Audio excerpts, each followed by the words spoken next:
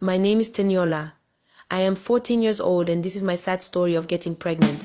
It was a very quiet night when I heard a scream from my mom's room. As I ran to the room, I saw my father on the floor, shaking, and my mom screaming. When we got to the hospital, the doctors told me my father had died of a stroke. A few weeks later, my mother sent me to my uncle's place to start living with him. As I arrived at my uncle's place, he looked at me with sympathetic eyes and carried my loads inside.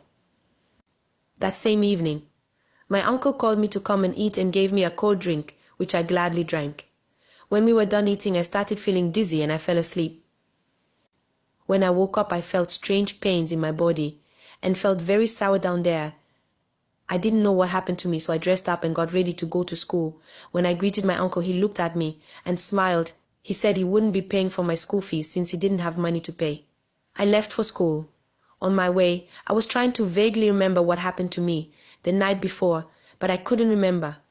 I arrived at school and met my friend, Veronica. I told her I was now leaving with my uncle, and as we were talking, the principal came in and called all the debtors out and chased them out of the school to go home. I went back home sad, and when I got back to my uncle's house, I met him watching television. I told him what had happened, and he consoled me and gave me food. I told him I wasn't hungry and I went to take my shower.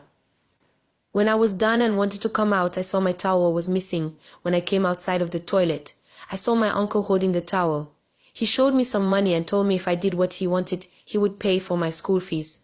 I was very embarrassed and shy because I was naked, and I saw the way my uncle was looking at me lustfully. I asked him what he wanted and he started touching me. I tried to stop him, but he became aggressive, and before I knew it, he was already inside me. I screamed and shouted, and he covered my mouth as I cried and looked into his eyes. It only seemed to make him more happy.